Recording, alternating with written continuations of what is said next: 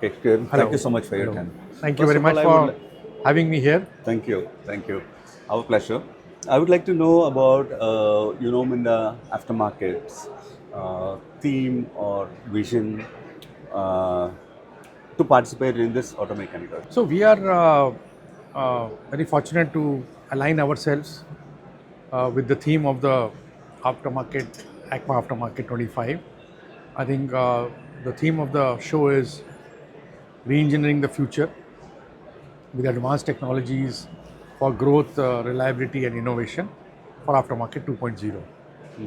So as we have seen in the past few Aftermechanicas, we were operating around 1.0, and now we have taken a leap to 2.0, which means that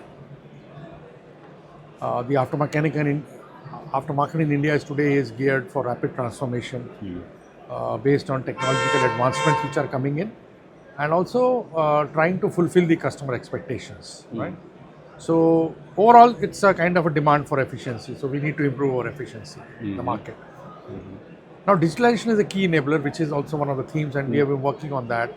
So, how do we reshape our traditional models and streamline our operations? So that is something which we have thought of in our stall also. So once you go to our stall, you will see Yeah. that a lot of emerging technologies, especially EV and CNG, have been showcased here. Now, if you look at the difference between the dimension between 1.0 and 2, I think earlier we were operating on saying that we will replace the parts. So we go to workshop, the parts get replaced. But when it will be replaced, we didn't know. But now we are talking of vehicle uptime. Okay. So how much time will it take to repair the vehicle? So that has very become more important, right? Second is technology. Technology was very low and manual kind of thing, but now we are talking of AI, ML, IoT, data analytics applications in aftermarket, and that's a very interesting area where the companies have leveraged these technologies into supply chain, into manufacturing, and also into how do you automate your working of a sales team also. Okay. Yes. Third, we see is as far as the customer is concerned, we are very transactional in approach. But in Aftermarket 2.0, we are talking of personalization. We are talking of taking care of the personal needs of each and every consumer. So that's where we are moving.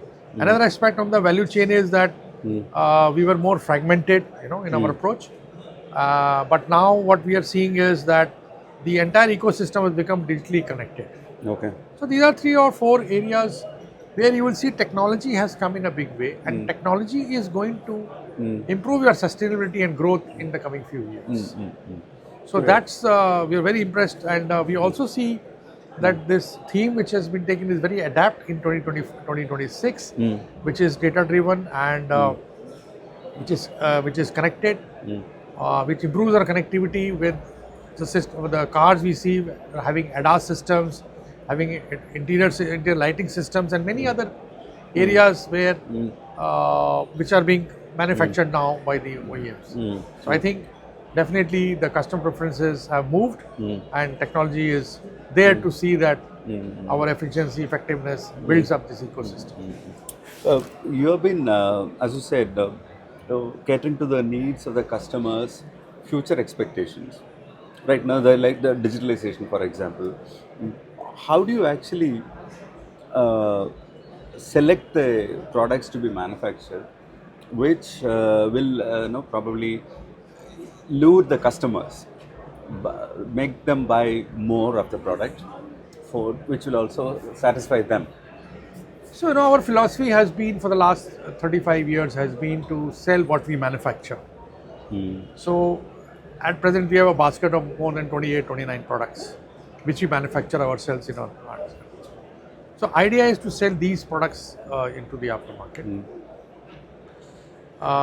Because what we manufacture stands for quality.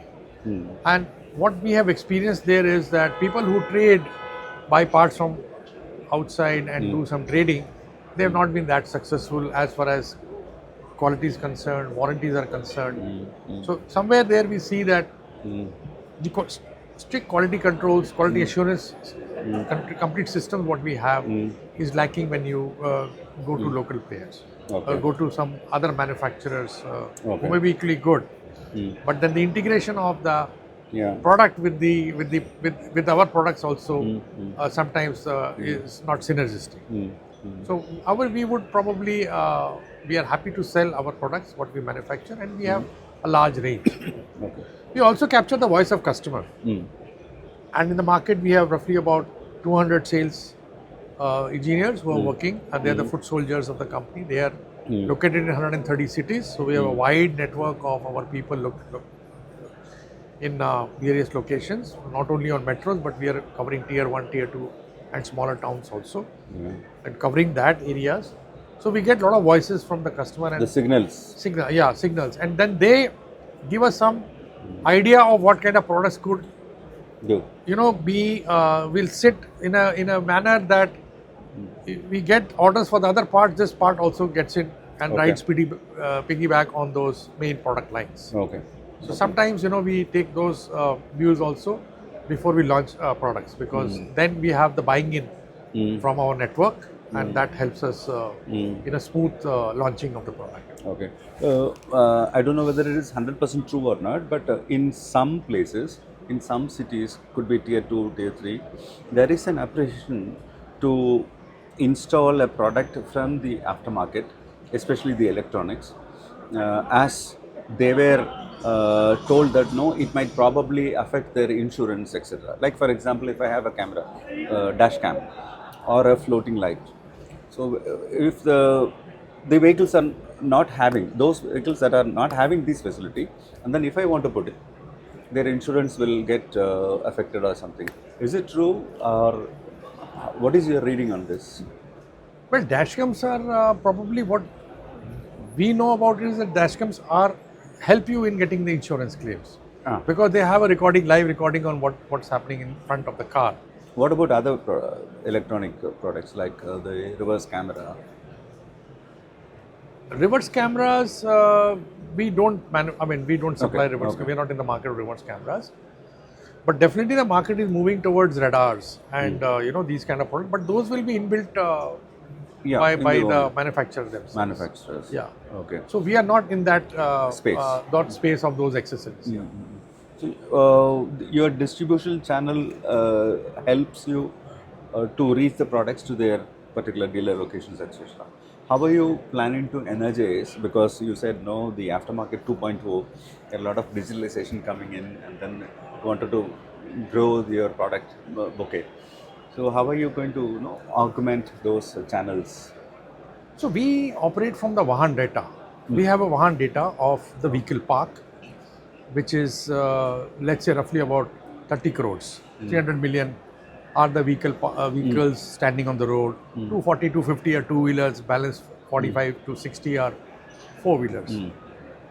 So these number of the vehicles are available in the market for, you can say, maintenance, you can say accident requirement of parts. So parts go for both for accidents and also for periodic replacement, maintenance, etc. What you call it, right? So that means So we have an idea of the demand which is going to come up from those areas, right? And our sales team covers those areas and gets in touch with the entire value chain. And the value chain, we are the manufacturer, and then we have a distributor, then we have a retailer, and then we have a mechanic. So that's one value chain. The other value chain is the consumer. The consumer goes to the independent workshop or a garage or a OEM service center, and then he gets his repairs done. Okay. But there are certain consumers who would like to buy parts online and then sell. So that's another segment. Another business model which is emerging is the e-commerce model, where youngsters would like to buy branded products. They can see the benefit. They can make a comparison between different manufacturers, and then they buy and install in the vehicle. Now we have roughly about 40-50 do-it-yourself videos, which we have uploaded on YouTube and Telegram. Many of such parts spare parts you can watch the video and you can install within a couple of minutes or so. So continuously we are educating people around to create the awareness of our parts. Similarly, if you go to the villages, we have 7 lakh villages across the country. There also the biggest threat we have is from the counterfeiting, and that is affecting our brand also. Correct. So to maintain the brand trust and the brand positioning, we carry out anti-counterfeiting raids in the markets, in small towns also, and wherever we see the manufacturers are located, we try and raid them and put them behind bars. Okay. But on the other hand, on the proactive side, what we are doing is we are communicating to the local mechanics. We are communicating in the local languages. We are also having some small dealers operating from there. We are ensuring that the orders are given priority to those dealers so that they can supply genuine parts. We are also having market activation programs. Okay. Like. We are all market activation programs where, apart from anybody seeing online the features, we also explain the features offline. So they can feel the part, they can see the part, and then do that. So many such activities are being done to ensure that people get more aware, and even if they go to the workshop, they are able to tell the mechanic what kind of parts they need, which make of parts they need, who should be the manufacturer, whom would they prefer, instead of the decision being taken by the mechanic. So we are moving the decision from mechanic to the consumer. That is one. Secondly, we are also taking help of local influencers in that area. Okay. So influencing marketing has also come in a big way. Okay. So we have a very massive influencing program we are running in the system, apart from the notification program. Okay. Now we run several lakhs of messages through WhatsApp, Okay. which is supposed to be the most effective medium Correct. of communicating. So roughly about 1 lakh retailers and maybe 50 to 70,000 mechanics are directly being pushed. Okay. Messages on new product developments, on improvements in the existing products. So trying to upgrade their knowledge on the product lines, and also telling them that, educating them that at low price you will not get a good quality product. Okay. So the fake products are, the only mantra the fake products have is that this quality, the cost is lower. And people fall for that vulnerability that the cost is lower because they are not educated. So there's a massive drive we are doing now in tier 2, tier 3 cities where probably, yes, we would like to penetrate with our products, but also engage the consumer and tell them what is the right product and how to select a product and how to buy. And if they are not buying it, then at least they should have some decision making, deal with the, or maybe decision making in selection of these parts when they're going to the workshop. So that's the kind of education program we are doing. Great. So Another area where we have built in is the warranty. Many companies give warranty on the invoice. They don't have an effective system of collecting warranties and bringing back. okay. We collect warranties because of any defects, the parts is malfunctioned, or maybe there is another performance issue with the part. We get those parts back to our plants. The plants analyze those, and when sometimes we see that yes, we want to make some improvements, or the application was wrongly used, so we can communicate to the person or to the user that this application was wrong. But definitely we get a lot of insights on our quality also. Okay. So the trust is built. Yeah, this is all we are doing for three things: values, safety, and trust. Okay. Trust is only set when your products are valued, respected, and they are safe. So indirectly what we are trying to see is that you see the number of road accidents, almost 1 lakh people die every year in road accidents. And the major reason for road accidents is people are using spurious products, especially in safety products like helmet, brakes, lights, horns, switches. Safety critical yes, items. safety critical items.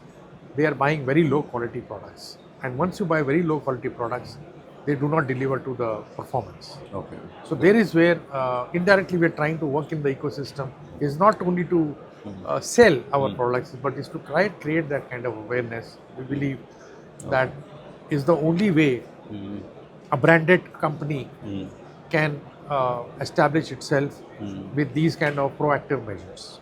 Okay. UNO Minda, UNO Minda is present across the country in the 4 regions that we have: north, south, east, west. Where do you have your strong footprint, and then what are the initiatives you are taking to augment the weaker region to bring it to the level? See, by and large, all our regions are equally strong. Maybe if you see the market share, maybe varying between 1 or 2%. Okay. But I think from that context, if you go granular, Eastern region is a weak area. Okay. Because a lot of because of the consumers having a tendency to buy more local products. Okay. Okay. So the awareness is a bit low on that Okay. side. Okay. We are trying to take measures Mm-hmm. to see that we are able to increase and bring it to the national level, but Yeah. a bit lower than the national average. Yeah. What are the All other product- major regions we have, Okay. we are quite equally placed. Yeah. What are the products we can expect in the next few So years? now in the next future, few products which will be coming are based on the new powertrains, the vehicles coming in hybrid, and you will see BEV vehicles which are battery operated, hybrid, and CNG. So I think our products also, what we are going to launch in next 1 or 2 years, are going to be around Around that. these powertrains, which is basically on the EV and CNG side.